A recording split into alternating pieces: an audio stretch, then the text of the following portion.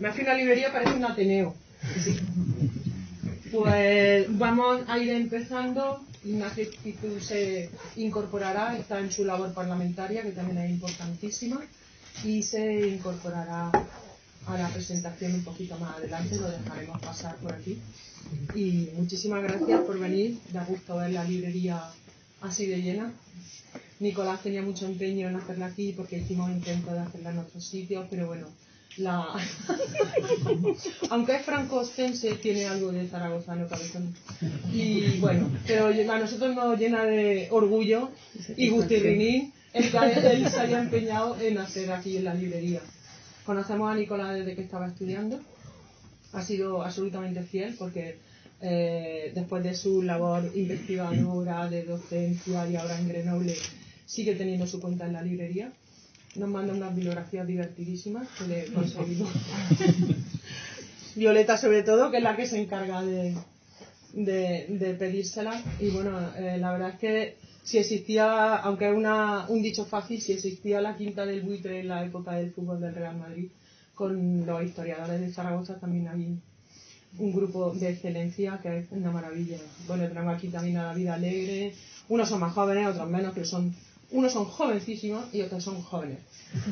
Como Javier Rodrigo, Ledesma, David Alegre, bueno, y otros historiadores que tenemos aquí. Violeta Fernández, que aunque no ejerce, también tiene ahí su carrera de historia y tiene una mente muy de mirar las cosas, con un filtro muy crítico. Y bueno, enhorabuena por el libro, Nicolás. Menudo trabajazo. La recepción del libro está siendo sensacional porque merece la pena. Y poco más tenemos que decirte, que estamos muy emocionados de tenerte aquí.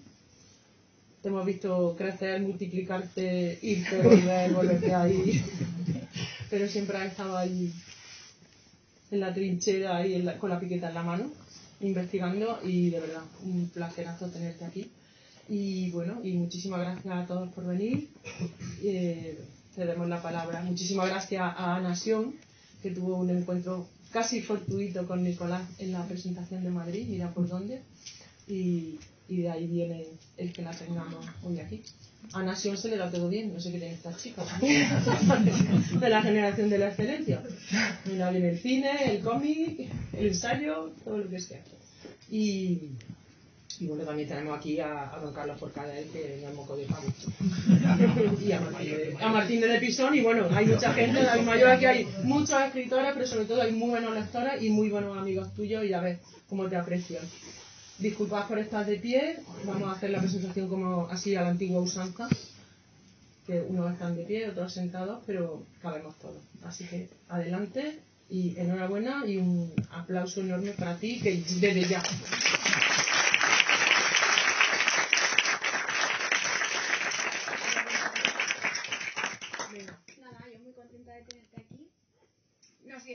Nicolás me dio clase en la carrera y la verdad que nos dio en quinto, creo recordar, y fue de los profesores mejores que he tenido y que más caña nos metían.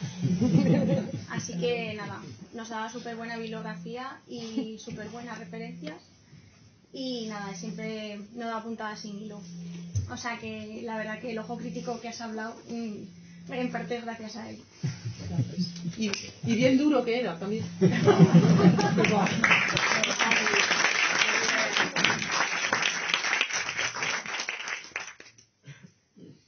Adelante con las calles. Bueno, pues iba a decir rompo el hielo, no rompo el hielo, empezamos la presentación, pero bueno, ya ha comenzado Julia y de hecho, bueno, lo primero de todo, bienvenidas y bienvenidos a esta presentación de este magnífico libro, porque no voy a decir más que cosas buenas de él, ya yo lo voy advirtiendo. A Julia, a Pepito, a Violeta, darles las gracias por acogernos aquí en esta casa, porque yo creo que se han salido tan buenas mentes, y ahora lo digo por mí, lo digo por Nicolás, ¿no? Y por mucha gente que está aquí, es precisamente porque nos habéis proporcionado durante mucho tiempo unos libros magníficos. Nos hemos sentido como en casa y por eso volvemos también aquí a hacer estas presentaciones. ¿Qué decir de Nicolás? Porque en realidad es la segunda vez que nos vemos. La tercera, porque en la presentación prácticamente estaba la librería del Reina Sofía, pues como esta más o menos de gente, y Nicolás estaba firmando, estaba Julián también que había hecho la presentación. Yo pude hablar un poquito con él, pero bueno, ya vi el éxito que había podido leer durante mucho tiempo en muchos medios de lo que había sido este libro, que también me lo había comentado el propio Carlos Forcadell, que ya se lo había leído, me había dicho que era muy bueno. Y la verdad es que quiero comenzar dándole las gracias, porque la verdad que el estar aquí para mí es un regalo. Y me siento muy cómoda porque he tenido la oportunidad, iba a leerlo, pero ya me ha obligado a hacer una lectura además más en profundidad, pues para poder hablar, ¿no? Y para poder tener este pie, ¿no? En esta conversación que vamos a tener cuando llegue también Ignacio, porque sobre todo lo primero que vi en un libro tan ambicioso, ¿no? Que ya solo por el título, ni una ni grande ni libre, la dictadura franquista, primero que te preguntas, ¿no? ¿Cómo puede abarcar algo tan grande como fue el régimen franquista durante tanto tiempo y sobre todo abordarlo de manera tan multidisciplinar? Era algo que bueno, era muy sugerente pero al mismo tiempo adecuado. Entonces cuando comienzas a leerlo y te das cuenta que toda esa cantidad de información, esa manera nueva de ver la historia, porque yo creo que el enfoque que proporciona es novedoso, en relación sobre todo, ¿no?, con la historiografía que se había hecho hasta ese momento, la manera de entender todo el proceso de ese régimen franquista, no mirándolo solo desde el punto de vista político ni social, sino también cultural, que es la parte, ¿no?, que quizás es en la que me siento más identificada y la que más me ha interesado, ¿no? Pues me ha parecido no solo muy valiente, sino que además yo creo que, lo digo de ya, se va a convertir en todo un referente de aquí al futuro para historiadoras, para historiadores, y sobre todo pues va a ser pues un libro de los que estén en todas las bibliografías de todas las universidades, ¿no? Como ya digo, solo puedo dar las gracias por estar aquí presentando, ¿no?, y acompañando a Nicolás, porque claro, para entender bien este libro hay que sumergirse en él. Hay muchas cosas que te planteas, que te sugiere, y sobre todo porque hay dos virtudes en él.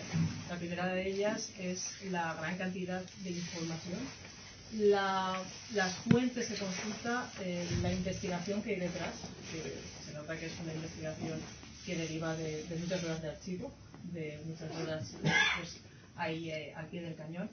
Y luego la segunda virtud es la agilidad con la que lo hace, porque en realidad aporta muchos datos, te sumerge en toda la lectura, pero al mismo tiempo te engancha, ¿no? Y eso precisamente se logra, por, como ya digo, por esa agilidad en toda la narrativa que adquiere.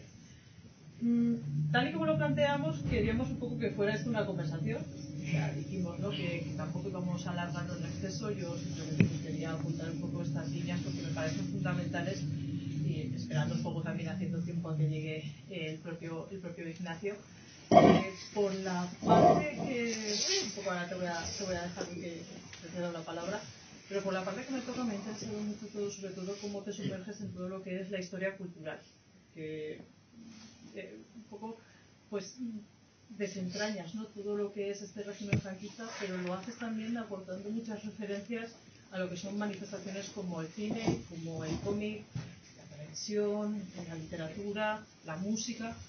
Claro, a mí ya en la primera página yo reconozco que me cautivó y ya me retuvo cuando de repente leo, empieza, y esto ya no es spoiler porque es comenzar un poco, ¿no?, el propio libro, es una especie de flashback que comienza con lo que es el traslado de los restos del general Franco, ¿no? Entonces, cuando se produce el traslado a Mingo Rubio, y yo recuerdo que en la primera página intentas un poco generar esa curiosidad al lector, y hay una frase que dice: ya habrán adivinado la señora y el señor los apellidos del muerto a los que me refiero yo. Entonces, claro, y automáticamente yo me puse a cantar la canción, ¿no?, de Adivina Adivinanza, y ya me di cuenta, digo, esto no va a ser una lectura como las de siempre, no va a ser el típico ensayo histórico, sino que va a haber algo más. Y realmente es así. Yo reconozco que a medida que iba leyendo iba buscando la siguiente referencia, porque todo va jugando mucho en ese sentido, ¿no?, con películas, como ya digo, con libros, con canciones, y eso es una de las facetas que hace que la traiga, ¿no? Entonces yo te reconozco que a mí ya me atrapaste cuando leí eso, que de repente es como, ¡wow! O sea, aquí vamos a ver muchas más cosas diferentes, muchos puntos de vista además, o sea, de todo lo que fue todo ese régimen franquista, y que bueno, yo creo que podemos empezar ya un poco, si quieres, a desentrañar.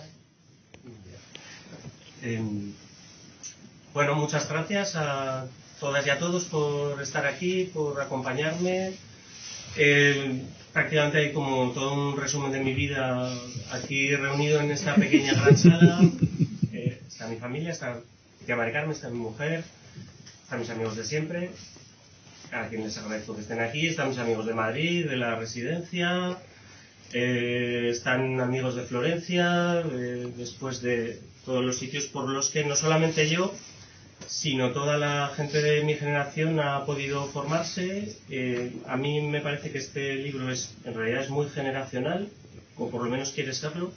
Quiero representar un poco a toda la generación que nacimos ya en democracia y que hemos tenido la fortuna de formarnos en la Universidad de Zaragoza, y por eso yo quería presentarlo con personas de la Universidad de Zaragoza, y que sabía que con un poco de suerte estaría presente la generación anterior a la nuestra, y también quería que estuviera Ana, porque era una manera también de decir que bueno, esto no se acaba con nuestra generación, sino que va a continuar, y va a continuar todavía probablemente incluso mejor, gracias a la siguiente generación, que se plantea nuevas preguntas sobre las mismas temáticas y se queda capaz de aportar nuevos datos y de seguir formando, porque esto no es una labor individual, sino que es una labor colectiva en la que participamos todos, y en la que la Universidad de Zaragoza es una universidad de absoluta excelencia. Yo no me cansaré nunca de repetir, actualmente está muy de moda criticar a las universidades autonómicas y decir que son un dispendio y que tendría que haber solamente 3 universidades en todo el país. Pues yo no me cansaré de repetir todo lo contrario. No solamente el sistema autonómico funciona muy bien, sino que además eso permite pues que Carlos Forcadell, que si fueras francés estarías dando clase en París 27, y Julián Casanova estaría dando clase en París 18, pues aquí estás dando clase en Zaragoza. Enrique Moradiellos da clase en Extremadura, Sisinio da clase en Castilla-La Mancha, Ángeles Lario da clase en Cantabria, y eso permite que la gente como yo y como nosotros, que proveníamos pues de medios no especialmente acomodados, hayamos podido tener una formación de excelencia, y esperamos que pueda seguir siendo así de cara al futuro. Lo digo porque ahora hay quien acusa a la Universidad de Zaragoza de ser un lugar de adoctrinamiento. Entonces, bueno, yo me perdí esos cursillos de adoctrinamiento que se ve que nos han dado a todos, pues yo me los debí perder.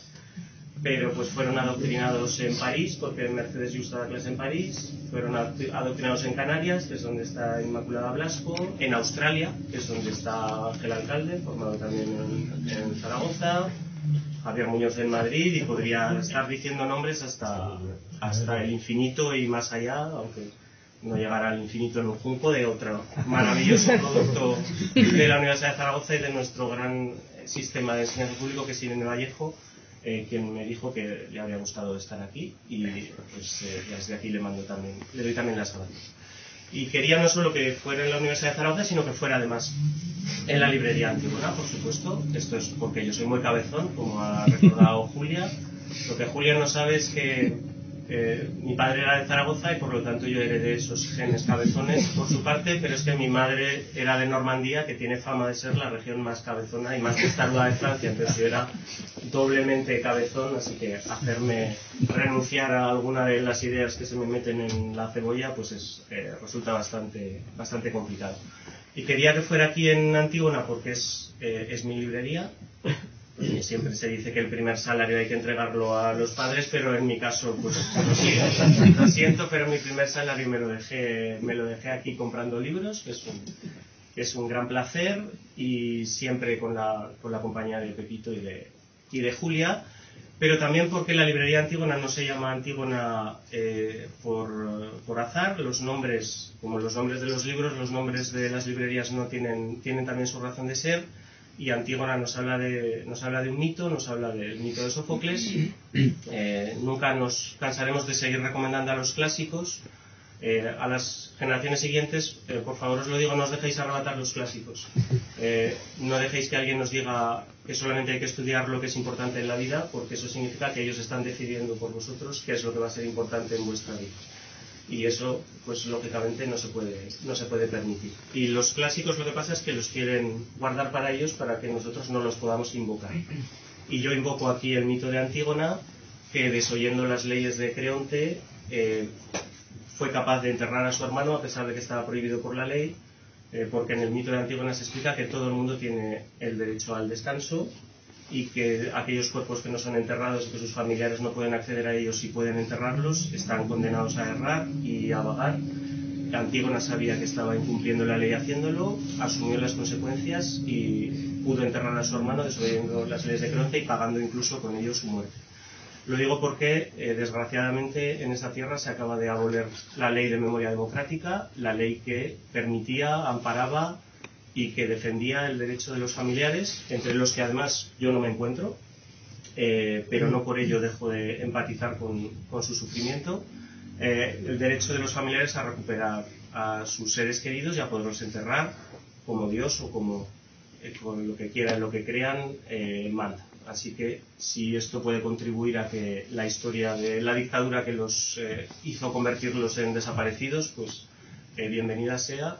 Y está muy pensada también porque gran parte de mis amigos y de los compañeros y compañeras de la carrera son profesores en secundaria, y lo que nos están comentando de las nuevas generaciones pues resulta bastante inquietante.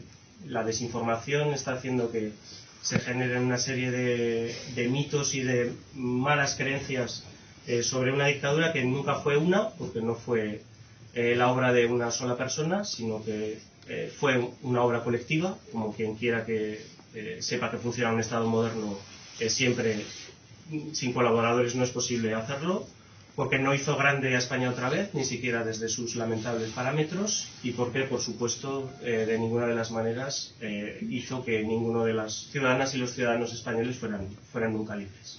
Así que estaría encantado de que esto se convirtiera en un diálogo con todos vosotros, y por mi parte, pues, muchas gracias a todos y a todas.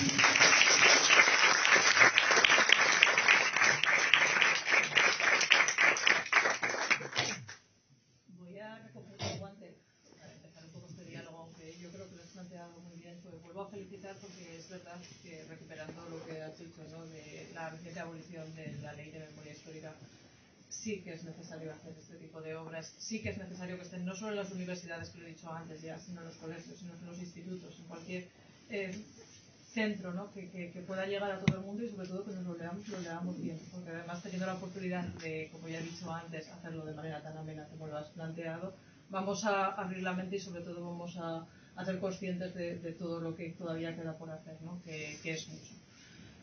Como te decía, voy a recogerte el guante porque una de las primeras ideas, porque son muchas las ideas que surgen a medida que vas leyendo el libro y que hacen que incluso te quieras seguir interesando y que busques más, ¿no? Era precisamente, como lo planteaba al comienzo, ¿no?, porque comienzas con ese traslado de los restos de Franco, del Valle de Cuelgamuros a Amigo Rubio, y cómo planteas el hecho de que ya está todo el régimen franquista. Yo ahora ya no hablo de franquismo, sino que hablo de régimen franquista, porque es cierto, lo que él está planteando es que hablar de franquismo es dejarlo en una única persona y centrarlo en todo lo que es la figura de Franco, siendo que era una red mucho más compleja, ¿no?, que yo creo que tenemos que entender para comprender cómo Franco murió el 20 de noviembre del 75, pero el franquismo y todas las redes pues seguían estando ahí, ¿no? Vamos a partir de ese caso. Como te decía, cuando hablas de Mingo Rubio y cuando se traslada, dices el franquismo, o lo que es mejor, el régimen franquista, está ya todo enterrado junto.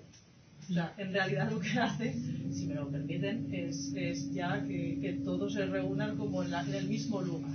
Desterramos esa idea, ¿no?, de que Franco estuvo ahí, fue la única de las personas, ¿no?, en la que tenemos que cargar todo lo que sucedió, siendo que la realidad es muchísimo más compleja y sobre todo pues hay que entenderla bien tal y como nos lo estás planteando, ¿no?, que ya te digo que ya lo dejas un poco, lo expones ya al comienzo y un poco ya desarrollas todo eso. Entonces, a partir de ahí era cómo se te ocurre, ¿no?, el comenzar dejando tan clara, ¿no?, todo lo que es ese planteamiento sobre el que se va a sostener además todo el resto de la publicación. Buena pregunta. A ver, yo partía siempre de la idea de que España no es diferente, entonces la tenemos que comparar con Alemania y con Italia, por lo menos en la primera etapa. A mí me llamaba la atención leyendo fuentes italianas o fuentes de época alemanas también, el hecho de que se hablaba mucho de hitlerismo. Es un término que hoy en día está prácticamente desaparecido. Nadie habla de hitlerismo. Parecería una tontería no hablar de dictadura nazi o régimen nacionalsocialista, o sea, siempre partiendo un poco de la idea de que se trataba de una estructura colectiva y que sin participación de los ciudadanos y de las ciudadanas, porque las mujeres muchas veces son vistas únicamente como víctimas de los sistemas sin tener en cuenta que hay una gran participación femenina también en las élites de las dictaduras. Y lo mismo había pasado en buena medida con Italia. También se hablaba mucho en las fuentes originales de mussolinismo. Y sin embargo, a base de investigación, a base de ir descubriendo, finalmente se ha sentado una idea más colectiva de las dictaduras. Entonces, esto tarde o temprano se tenía que aplicar también a la dictadura española, y de hecho el término franquismo es relativamente reciente, es prácticamente un neologismo. Se empieza a utilizar de manera más profusa en los años 60, en los años 70. Y es algo que es muy conveniente porque evita esa relación con las amistades peligrosas iniciales, así lo separamos un poco del tronco del fascismo. Y también hay un cierto cálculo de interés por parte de unas élites que en algunos casos tienen 25, 30, 35 años y que dicen, bueno, a mí me quedan aquí 30 años en el convento y este va a durar cuánto puede durar, ¿no? Ignacio Martínez de Pisón, a quien agradezco mucho su presencia aquí, en su magnífica novela El día de mañana, leedla por favor. Habla de miembros de la Brigada Político-Social, gente que se dedica a torturar antifranquistas. Tiene unas frases buenísimas en las que dice, bueno, ¿cuánto va a durar aquí Franco, cuánto va a durar? Porque yo luego me tengo que reciclar de alguna manera. Entonces esto de llamarlo franquismo permite personalizar mucho las culpas solamente una persona, que parece que es la que decide desde el menú del día del domingo hasta la decisión de Estado más importante. Cualquiera de vosotros que trabaje en una administración pública o que trabaje en un ministerio sabe perfectamente que el Estado no funciona así, que muchas de las veces cuando se llega el proceso de toma de decisiones, cuando llega a la mesa de la última persona que tiene que decidir, es un proceso que ha sido ya muchas veces prefigurado, que ha sido ya muchas veces tostado. Entonces, personalizar todas las culpas en el dictador permite que todo el resto del mundo se puede reciclar, como diciendo, mira, otra referencia cultural, yo siempre utilizo mucho Los Simpson. Si recordáis, hay un capítulo en el que Bart Simpson acaba de conserje en una casa de citas del pueblo, en la casa de citas de Springfield. Veo que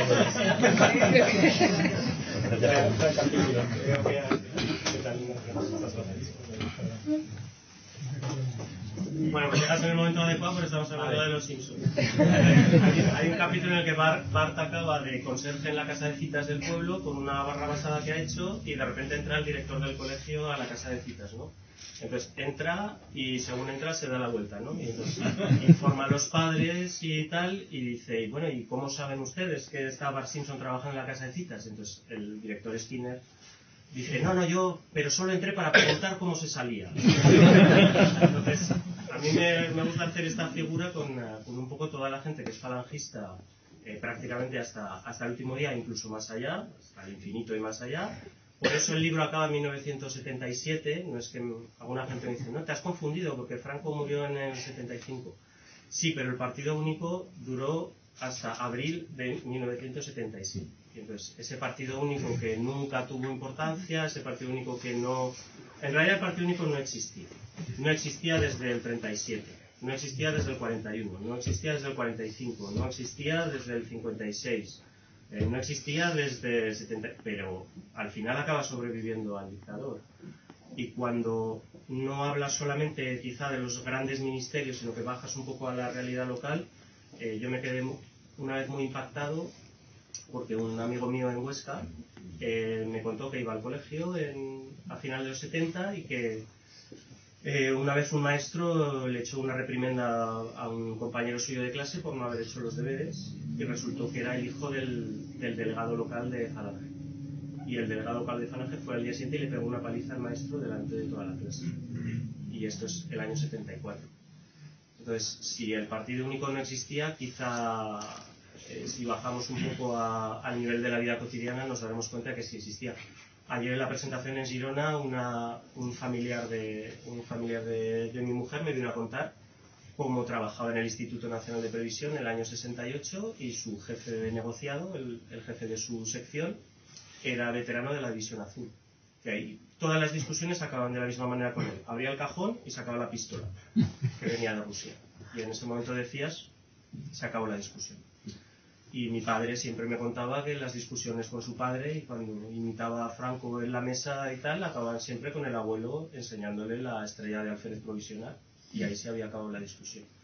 Entonces, hay mucho más allá de Franco. Hay toda una serie de silencios de lo que la gente sabe que puede hacer, lo que sabe que no puede hacer, y entonces personalizar todo esto el régimen no se puede concebir sin Franco, no estoy quitándole ninguna importancia, pero si Franco es la cúspide de la pirámide, la dictadura se mantiene en una pirámide de pequeños dictadores. Bueno, y ahora que está aquí Ignacio.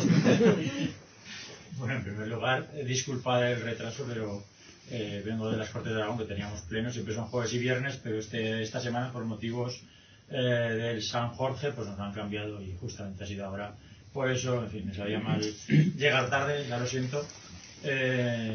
No sé si estáis hablando de...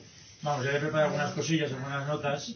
Entonces, lo que quería decir en primer lugar es agradecerte que me hayas invitado a la presentación, porque a mí me pasa un poco, me siento muchas veces, siempre digo, como el Dr. Jekyll y Mr. Hyde. Es decir, que soy un político que le encanta la academia, que le encanta la universidad, y por eso pues cada vez que me ofrecen la posibilidad de dar una clase, una conferencia, de volver de nuevo a las aulas o a una presentación del libro, pues os agradezco muchísimo a la persona que me invita, porque para mí es un placer, ¿no? Y además era doble motivo, porque en este tránsito que tenemos conocido he visto que tenemos muchos amigos en común. Me han mandado abrazos para ti, pues de Jordi Amar, Rubén Ruiz Rufín, en fin. Conforme venían, me llegaban WhatsApps de si estás con Nico, mándale saludos, porque el perfil de Nicolás es una cosa que hemos hablado y me gusta destacar, que es un académico que representa, creo que un poco el cambio generacional que vive nuestro país hace un tiempo en la universidad.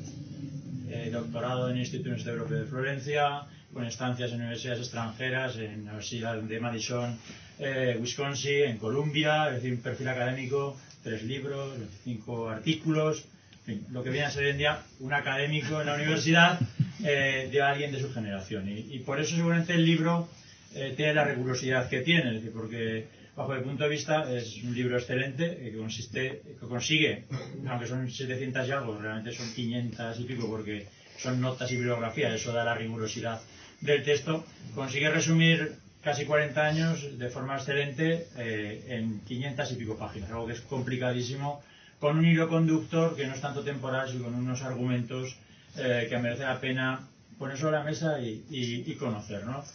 Creo que ese es un libro fundamental para lo que va a ser la bibliografía del franquismo, que a partir de ahora, cuando alguien quiera saber algo sobre el régimen franquista, va a tener que leer el libro de Nicolás, es decir, jóvenes, mayores, es decir, es un libro muy bien estructurado, bien escrito, muy bien narrado, donde pone ese hilo conductor que explica algunas cosas que nos pasan ahora, es decir, que si uno quiere entender el retraso económico de nuestro país, lo entiende después de leer este libro, si uno quiere entender las desigualdades de nuestro país, las entiende después de leer este libro, y por eso creo que va a formar parte, como dicen las que te han comentado, como Julián Casanova y otros historiadores, que va a formar parte de la bibliografía básica del franquismo cuando uno quiere entender qué es lo que sucedió entonces, ¿no? A mí hay algunas cosas que me han llamado la atención, algunas más locales que además hemos comentado estos días y otras que creo que hay que reafirmar, porque aunque somos conscientes de ello, veo por el debate público que tenemos en nuestro país que a veces tenemos que volver a repetirlas para que la gente sea consciente. Una es la crueldad del régimen. Creo que ha habido un tiempo en el cual no sé si está a punto, se ha querido blanquear esa etapa histórica, como bueno, oye, producía resultados, hablabas con gente, bueno, pues yo vivía en mi pueblo y tampoco había para tanto, había una memoria de los últimos años, no tanto de la guerra civil, que hacía mucho tiempo que había pasado, Y cuando uno se da cuenta, efectivamente, es que el régimen era cruel hasta el último día. Y eso lo refleja muy bien el libro. Y me llama más poderosamente la atención todas, digamos, las declaraciones y textos, sobre todo especialmente después de la Guerra Civil, donde ellos mismos reconocen que, oye, que lo de Primo de Rivera no puede volver a pasar. Es decir, que les dejamos vivos y montaron la República, por lo tanto había que matarlos todo lo que se pudiera, o había que echarlos del país. Por lo tanto, el régimen fue muy cruel, muy cruel. No, aquello no fue un sistema político donde había pluralismo limitado, donde había unas familias que pueden participar, no. Fue un régimen cruel que atacó a todos aquellos que no pensaban como él, los persiguió, los mató, los mandó al extranjero, y especialmente con la gente de la ciencia, del conocimiento, de la universidad, maestros. Es decir, que eso es algo que queda muy patente y que hace muy pertinente la publicación, porque, como digo, vivimos unos tiempos en los cuales pues ha habido un resurgir de la derecha más extrema, que parece ser que nos quieren contar una historia distinta a lo que fue, y creo que el libro pues justamente hace mucho énfasis en eso. Hay algo, una segunda idea que también me ha gustado mucho y que incluso me ha hecho pensar un poco de mi etapa, última etapa, otra vez ya más ligada aquí, pues soy profesor de la Complutense, he vivido 20 años en Madrid, por lo tanto he vuelto hace unos años a Teruel, a Alcañiz, y he estado vinculado a la política municipal. Y yo cuando entré por la puerta del ayuntamiento, después de un tiempo, vi que yo era un intruso. Pero no porque viniera de Madrid, era un intruso porque habían mandado los mismos siempre. Habían estado mandando, yo soy el único alcalde socialista que ha estado 4 años en Alcañiz. No hay ningún alcalde en la historia que haya estado 4 años en Alcañiz del Partido Socialista, soy el único. Y yo cuando entré ahí vi que era un intruso para los funcionarios que habían entrado ya en democracia, algunos eran ya muy mayores, pero que allí habían mandado los de siempre, que eran los que habían tenido siempre el poder, y que de repente, cuando uno lee el libro se da cuenta que efectivamente esta gente tenía un sentido patrimonial del poder. El poder era de ellos y no iban a permitir que lo tuvieran otros, y que incluso hoy en día, en el siglo XXI, en pequeñas poblaciones, eso sigue pasando.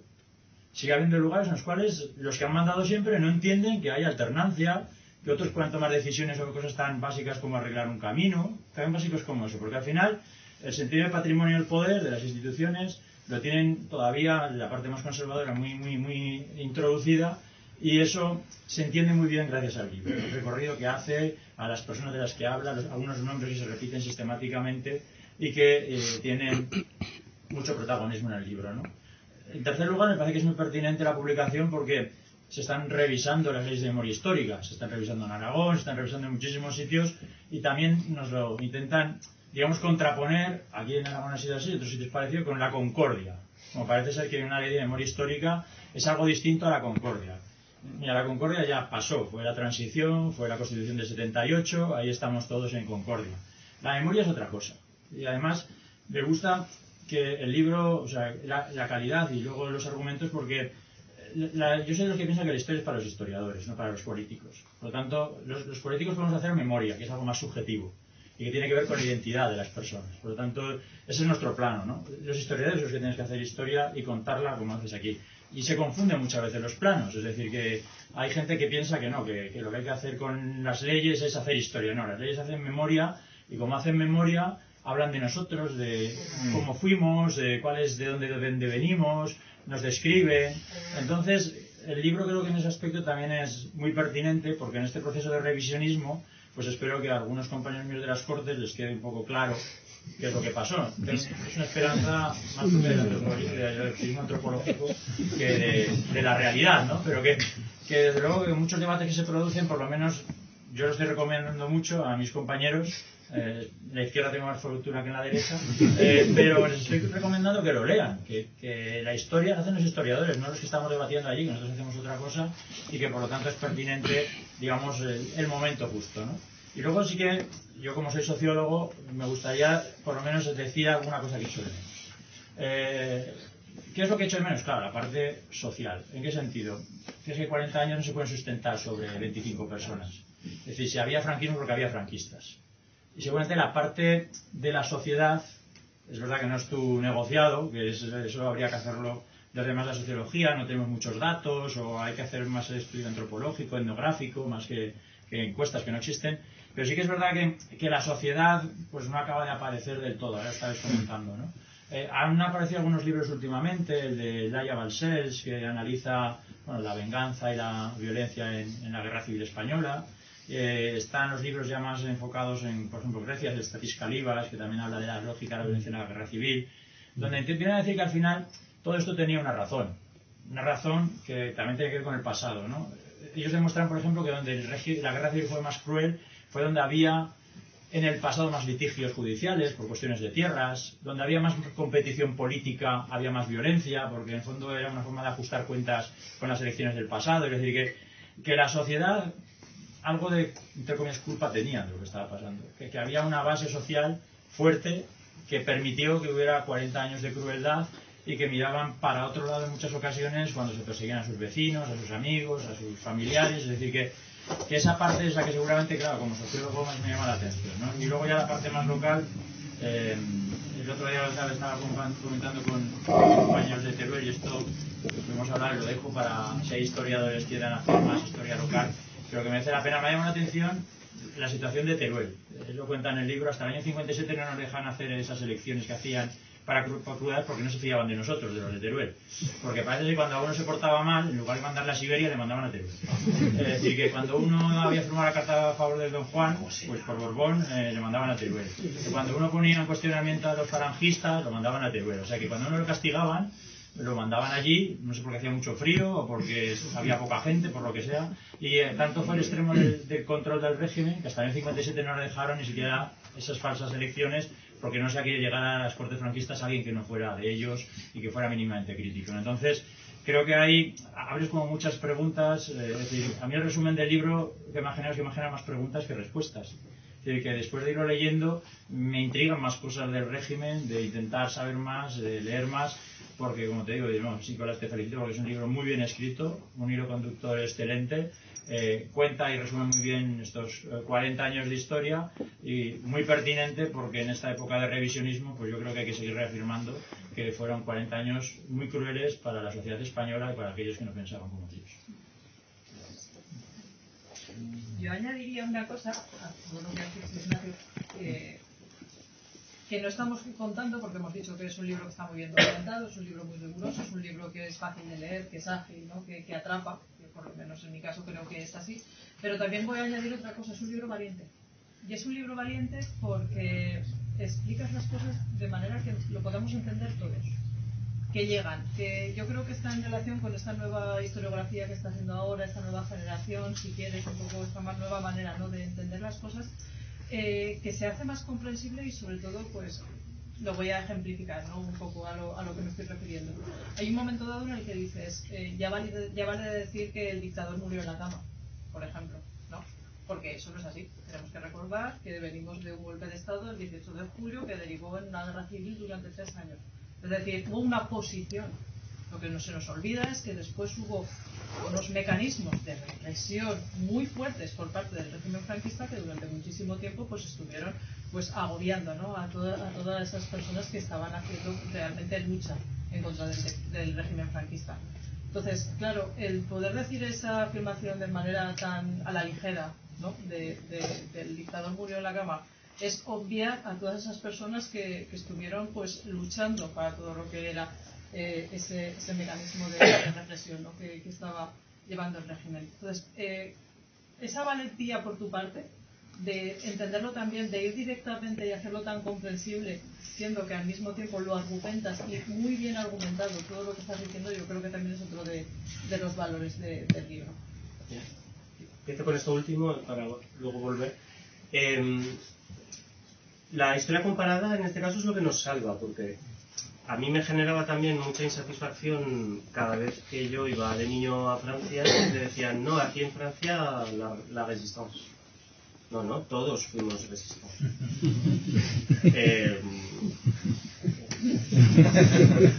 Pues no me salen los números y además los resistentes eran los que van a quedar fuera si se aprueba la nueva ley de inmigración francesa, que son la gente que va a Francia pensando que es el pays des droits de l'homme, el país de los derechos del hombre, y cada vez que olvida esa naturaleza es cuando Francia entra en decadencia.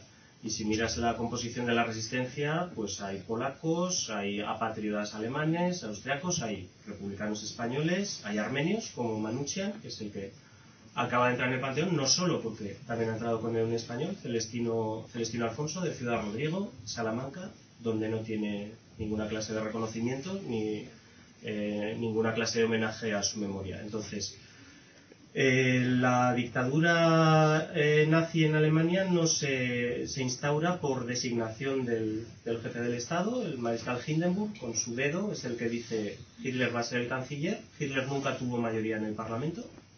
Entonces, olvidemos ya, por fin, mira, igual que olvidemos el Franco murió en la cama, olvidemos de una vez el Hitler ganó las elecciones. Que no. Que Hitler nunca fue mayoritario en el Parlamento. En las elecciones de noviembre del año 32, la mayoría en el Parlamento la tenían los socialdemócratas y el Partido Comunista. Se decidió por designación directa al jefe del Estado porque se lo permitía la Constitución de Weimar la designación de Hitler como canciller. Hitler desde dentro evitó la presencia del Partido Comunista en el Parlamento, cambió la ley electoral, convocó unas elecciones y ni aún así consiguió mayoría, y entonces es cuando se clausura el Parlamento y se instaura la dictadura desde dentro. ¿De resistencia social? Hubo resistencia, pero bueno, no por parte de las instituciones del Estado, que añoraban una parte de la antigua Alemania guillermina. En Italia sucede algo parecido. La llamada marcha sobre Roma, que en realidad es prácticamente una pequeña escaramuza para ver cómo funciona el asunto, acaba con que el rey Vittorio Emanuele no quiere mandar al ejército italiano a que acabe con ese intento de golpe de Estado y designa a él como nuevo primer ministro a Mussolini, que después hace aprobar, asesinando a Matteotti, encerrando a Gramsci, etcétera, a toda una serie de gente que le permite clausurar el Parlamento. En España no. En España hay una guerra. Entonces, el único país cuya sociedad se opone con las armas y que resiste durante 3 años la conquista del Estado por parte del fascismo es España. Entonces, ahora resulta que nosotros somos los que tenemos que estar acomplejados porque nuestro dictador murió en la cama. Perdona, pero Hitler y Mussolini cayeron en una guerra internacional. Y si no llegan a venir Estados Unidos y la Unión Soviética, pues Mussolini se muere en la cama y encima hoy velado y con todos los parabienes. Entonces, yo recuerdo siempre la frase de Manuel Tuñón de Lara, que me la transmitió Eloy Fernández Clemente, a quien también es bueno que recordemos siempre, fue siempre muy generoso con los investigadores jóvenes, y Carlos lo podrá atestiguar. Eloy Fernández Clemente contaba que iba a los coloquios de Pau en Francia y un poco acomplejado por esta historia de España, y Manuel Tuñón de Lara le decía nunca te avergüences de España, es el único país que resistió 3 años la conquista del poder por parte del fascismo.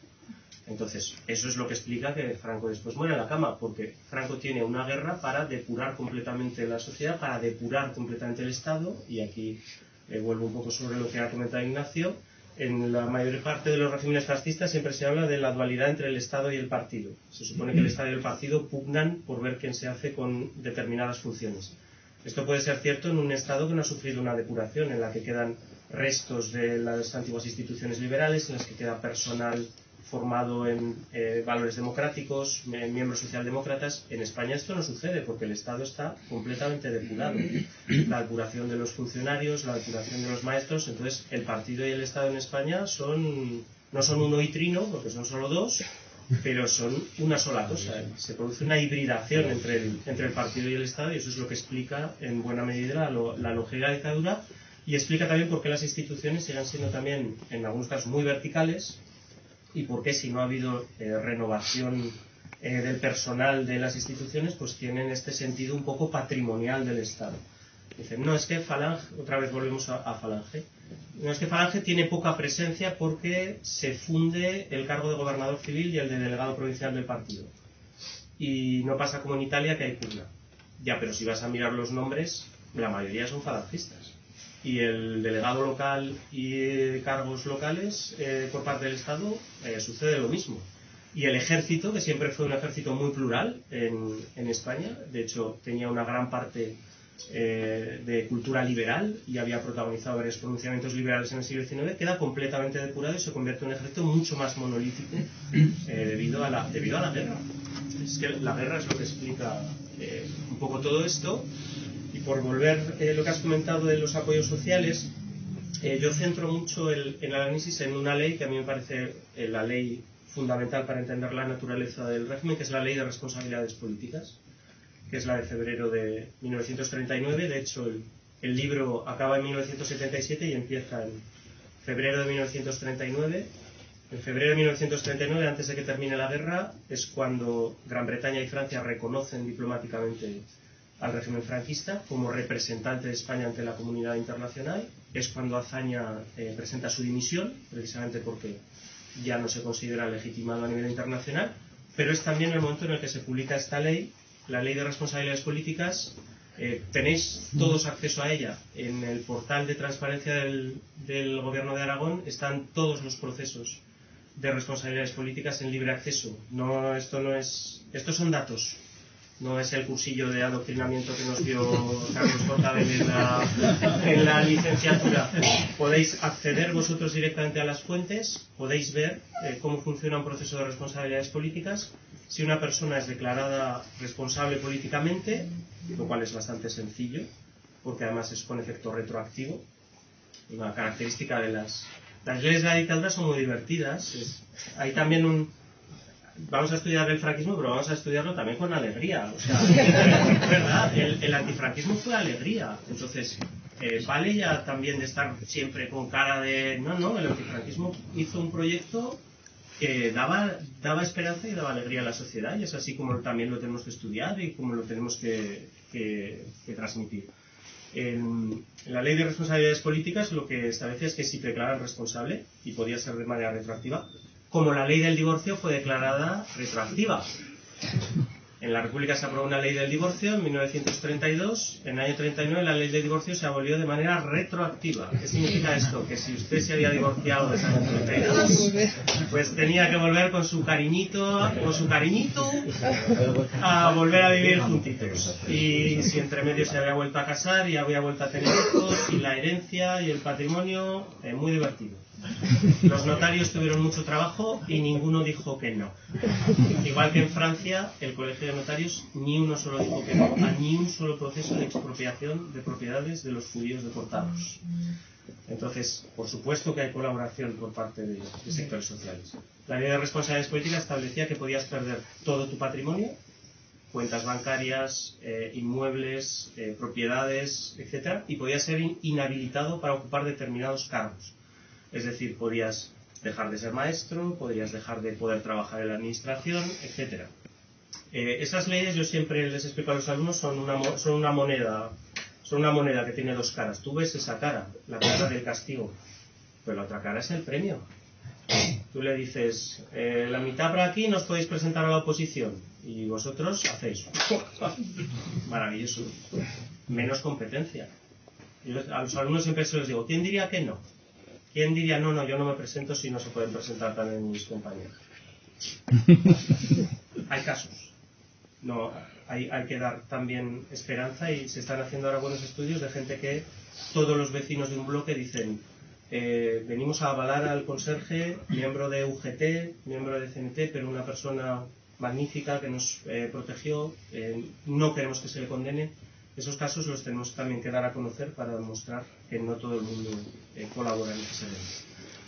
Pero la Ley de Responsabilidades Políticas lo que hace es que todas esas expropiaciones, todas esas propiedades, lógicamente el régimen las reparte entre sus apoyos sociales. Y si habéis visto El pianista, la película de Polanski, cuando lo deportan al gueto, tiene que vender el piano de cola. Y el piano de cola vale una pasta, pero no se va a ir con el piano al gueto. Entonces viene el vecino y le da 3,50 y se queda el piano. Entonces, claro, ¿va a querer el vecino que el pianista vuelva del gueto 5 años después y le diga, ¿te acuerdas de mi piano de cola, cabrón? Pues devuélvemelo, y encima a los 10 años que has estado tocándolo, hablamos de casos reales. En Huesca es la compañía de autobuses que hace el trayecto de Huesca a Zaragoza.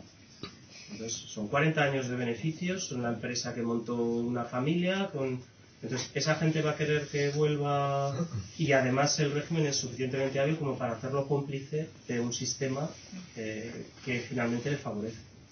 Entonces, sí, claro que hay por acción, por omisión, por venganza, por consenso, porque oponerse al régimen no es fácil. Aquí es muy fácil, sentados aquí en la mesa, decir que los antifranquistas tuvieron mucho valor, y aquí está Jesús para destacarlo.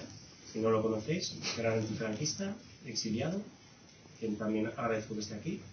Entonces, claro que hubo apoyos sociales, pero nunca dejó de haber resistencia. O sea, lo extraño en España es que nunca dejó de haber resistencia. Entonces, Franco murió en la cama, pero el franquismo murió en la calle.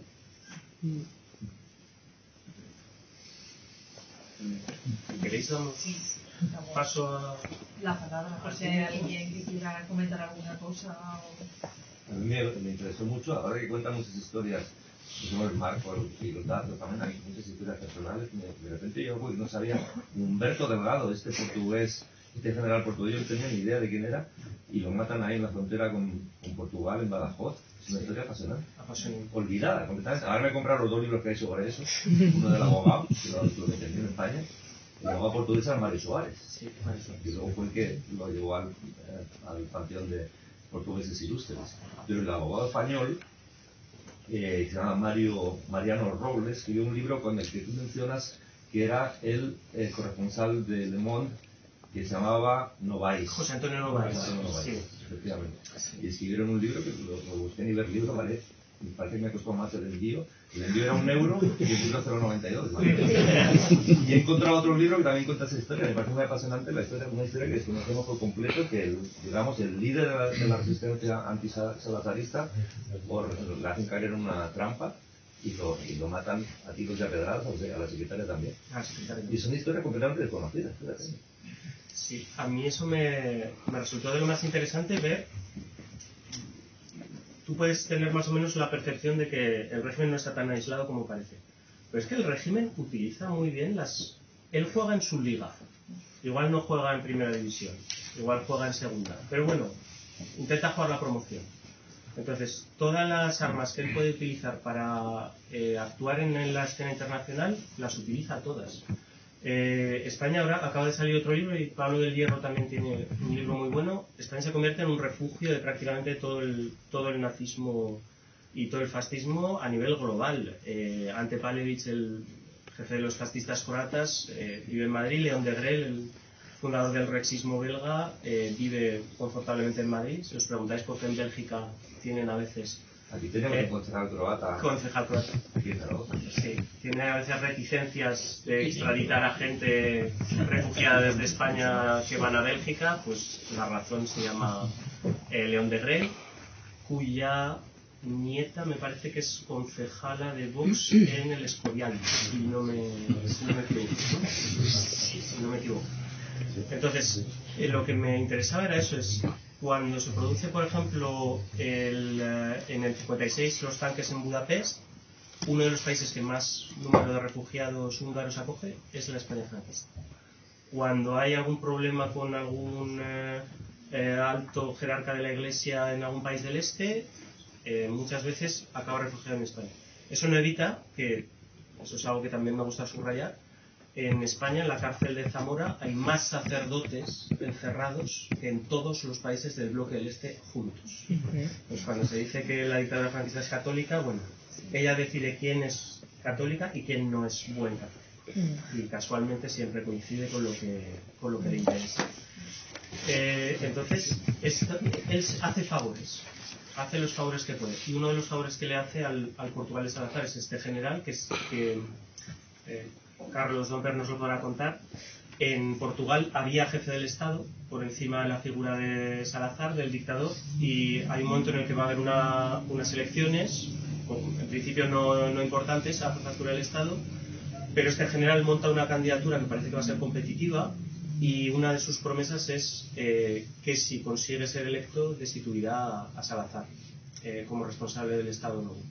Y le montan una encerrona en Extremadura y lo asesinan a él y a su secretario. Y hay, cuando la independencia del Congo, también se crea un pequeño estado que son parte de los que después asesinan a Lumumba y también se refugian en España. La OAS se funda en Madrid, en casa de Serrano Suñer. Y en parte es Serrano el que financia el viaje para que el intento de golpe de Estado en Argel. Entonces, esto de pensar que la España franquista está atemorizada y aislada y que no se sabe nada del mundo exterior es completamente erróneo, para mal.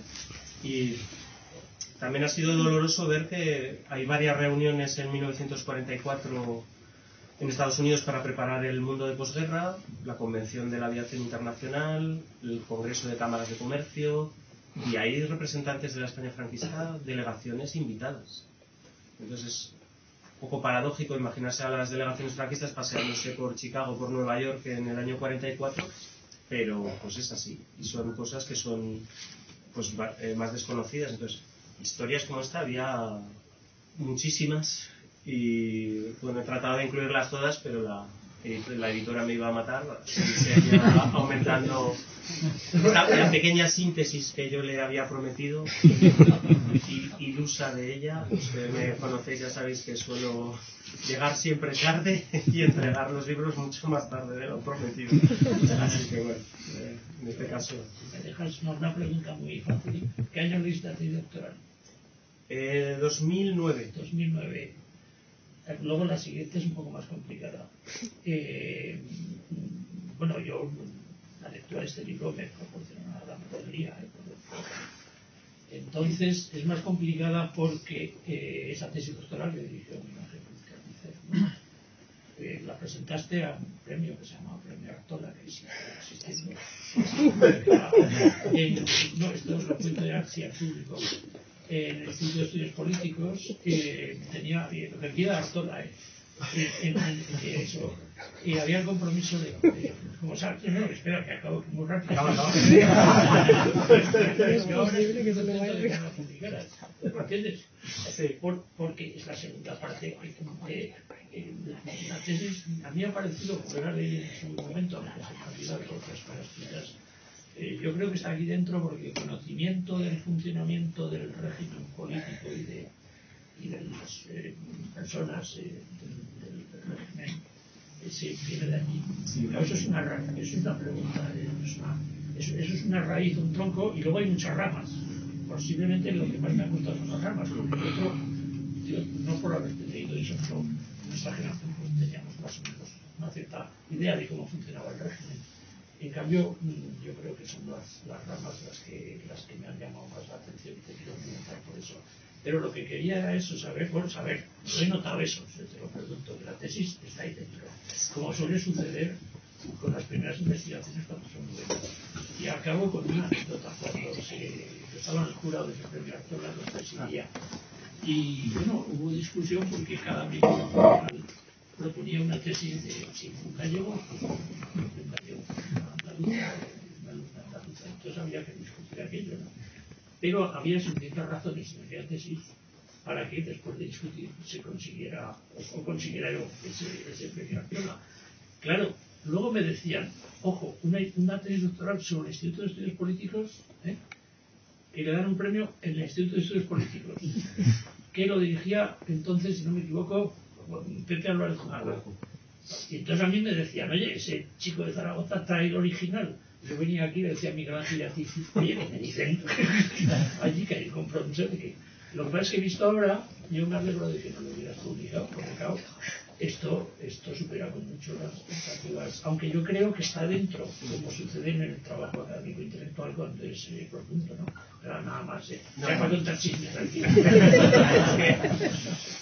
Yo hice mi tesis doctoral y le dieron el premio Miguel Artola en 2010 y la tesis está allí, pero iba con compromiso de reducirla a la mitad y publicarla.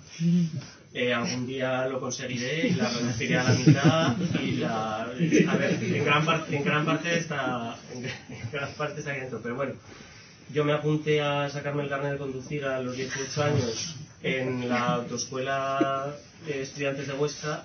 Y le dije, mañana te traigo la fotocopia del DNI, y yo tengo 46 y creo que todavía están esperando que llegue la fotocopia del DNI, y entonces no me suelo caracterizar por ser rápido. Soy lento, pero soy seguro. Prometo que la tesis la entregaré y se publicará, porque ya sé que Ana dice que no. Yo creo que está mejor aquí diluida. Por eso ahora a mí me produce satisfacción verla diluida, porque queda mejor. Totalmente de acuerdo, dejémoslo así. Era mejor dejarlo así. Yo lo que quiero contar es que a mí me decía, pero bueno, ese, ¿por qué no lo manda? Es el único premio Artola que no se ha publicado. nacido este. No sé si por lento o por cabezón. Una combinación. Una combinación de ambos. Sí. Aunque quería un comentario sobre el comentario de Ignacio, porque me ha sorprendido cuando has dicho que como alcalde te resultó sorprendente el ver que mandaban los de siempre o que se había patrimonializado esto a nivel local. Yo discrepo, no solo a nivel local, es decir, cada vez que la derecha no gana las elecciones, excepto el 82-86 porque la goleada fue tremenda, o bien se han ganado con trampas, o bien la moción de censura no es correcta, o bien los que votan en la investidura son terroristas, es decir, siempre hay razones para deslegitimar al gobierno de izquierda. Entonces yo creo que detrás de esto hay esta herencia franquista de decir es que el poder es nuestro. Entonces para mí uno de los grandes fallos de la democracia española es el no asumir que se puede turnar en el poder los partidos. Me parecía como que te habías quedado corto. Sí, bueno, era algo que quería comentar, porque a mí el libro lo que más me ha gustado es que es una historia del poder. Es decir, el franquismo es un régimen de poder. Que cuando había que estar con el eje del mal, pues hicieron fascistas. Que cuando el fascismo cae, pues buscan a ver en qué hueco ideológico se colocan, porque ellos quieren seguir teniendo el poder, no se quieren ir, pero tienen que buscar legitimidad. Crean institutos políticos para tener una especie de think tank que les dé ideas de lo que van a hacer. Cuando eso ya no empieza a ser bueno, pues se hacen tecnócratas. Y que al final el franquismo, vemos que son de derechas porque son católicos y tienen un conjunto de valores conservadores, pero en el fondo es un grupo de gente que quieren patrimonializar el poder y que cuando ellos ya se empiezan a cuestionar porque quieren entrar en Europa, la Comunidad Económica Europea les dice, oye, como seguís así no vais a entrar, los empresarios queremos otros mercados, pues intentan sortear la situación de, bueno, pues vamos a hacer un poquito de pluralismo, un poquito de libertad de prensa, porque, y eso, además se lo digo antes en las cortes al Partido Popular, ellos creen en la democracia lo justo, no creen mucho en la democracia, lo justo, mientras les permita gobernar, mientras les permita tener el poder.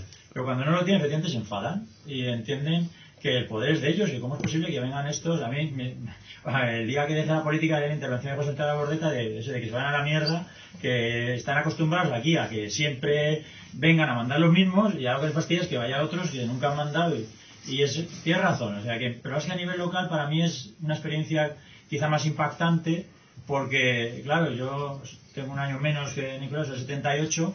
Y cuando yo entro en un ayuntamiento, mucha gente la conozco toda la vida. Y yo había convivido con ellos en las calles, pero no pensaba que me iban a ver así. Porque yo había ido con ellos a los bares, a los sitios, y de repente te das cuenta que cuando tú compites con ellos por el poder, ahí ya eres un intruso, ya no eres el que eras antes, ya te ven distinto, ¿no? Que seguramente a nivel regional o federal también está ese comportamiento, como dices, y se ve cada vez que hay elecciones, como no les gusta, cuando no les gustan los resultados, deslegitiman la democracia en cierto aspecto, no solo porque no acepten a veces el resultado, sino porque no les gusta cómo gobernamos y deslegitiman a los socios de gobierno, los nuestros son muy malos y los suyos son muy buenos, sus socios, o sea que Vox no hay ningún problema con gobernar con Vox, pero hay muchos problemas de gobernar con Podemos o con Esquerra, es decir, que buscan argumentos para algo que refleja todo el rato el libro. Y es que ellos son los que han mandado siempre. Y que eso no puede cambiar, que tienen que seguir mandando como sea, y eso en los estertores del régimen buscan la forma de seguir mandando. Cuando ya no tenían ningún remedio más, y buscan cualquier hueco para poder seguir ahí, y que cuando al final se suicidan, entre comillas, hacen a Kiri en las cortes franquistas, hay un libro muy bueno de Ignacio Sánchez Cuenca sobre esto, con regulares estadísticas muy simpáticas, como que si tenías bigote era más probable que votaras en contra de reforma política, y no tenías, porque ve que el bigote era una moda fascista o franquista y influía incluso en el voto. Como ellos hacen aquí, porque piensan que después de eso van a seguir mandando, porque le van a pedir seguir manteniendo sus cosas, lo que le llaman chiringuitos, sus cosas, sus poderes, sus espacios, ¿no? Entonces, a mí lo que más me ha gustado, como voy a enseñar, es verdad que lo he contado como experiencia personal porque me impactó mucho, pero por eso, porque yo, en fin, pues era un profesor que había todavía en su pueblo y de repente el día que te dicen, es alcalde, que fue casi sin esperarlo, porque nunca pensé en mi vida que eso me iba a pasar, pues de repente, anda, ¿y aquí qué ha pasado? Toda esta gente con la que yo me llevaba muy bien, ahora ya no me veo tan bien.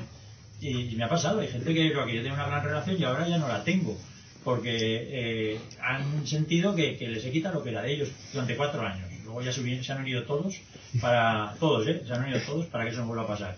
Entonces, pues lo contaba como anécdota, pero el libro lo cuenta muy bien y yo creo que es el hilo conductor, ¿no? Esto es un régimen de poder. Que no es que sean de derechas, católicos, porque cuando la Iglesia también se enfrenta a ellos cuando puede, pues también se enfrentan a la Iglesia, que como dices, hay curas que estuvieron en la cárcel, cuentas Zamora, pero cuentas más casos, es decir, para mí la mayor aportación es esa, sobre todo para la gente, yo creo, más joven. Es decir, que la gente que ahora mismo no sepa muy bien qué es el franquismo, a mí me sorprenderá, pero eso sucede. En la universidad estamos dando clase a gente que ha nacido en el siglo XXI y que cuando ganó las elecciones Zapatero, pues tendrían entonces, no sé, 12 años, 10 años o algo así. O sea, imagínate que no saben ni quién es Zapatero, como para que sepan quién es Franco.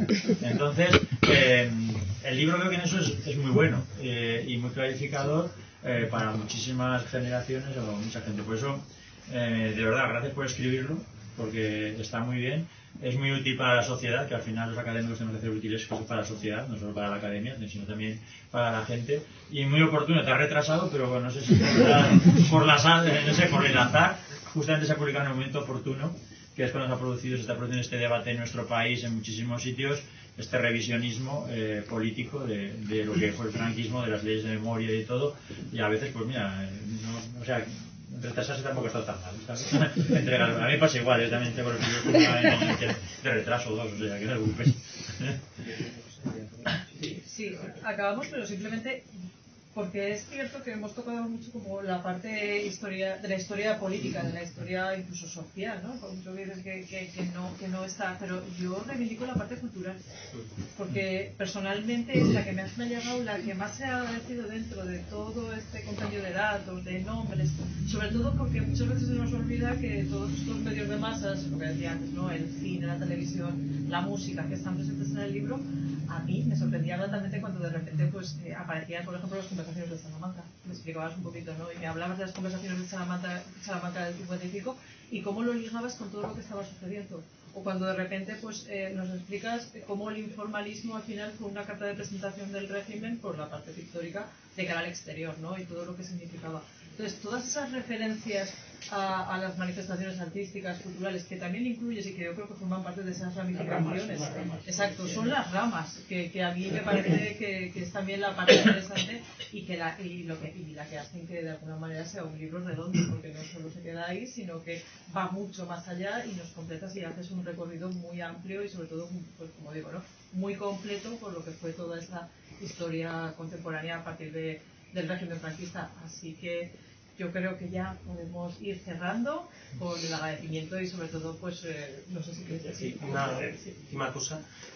Sí que, retomando un poco lo que comentas, yo, a pesar de todo, rompería también una lanza porque sí que hubo gente dentro del régimen, no directamente los vencedores, pero una parte de sus hijos, que supieron ver que la comunidad nacional no podía seguir dividida entre vencedores y vencidos. Les costó mucho. No fueron mayoritarios, pero sí hay una parte que lograron entender que no se podía seguir manteniendo a la comunidad nacional dividida. Entonces, bueno, lo que sería bueno sería que se retomara un poco aquel espíritu, aquel pensamiento que una parte de quien se podía haber seguido beneficiando del sistema supo tener la grandeza suficiente como para saber que tenía que compartir esta historia del poder porque el país no es suyo.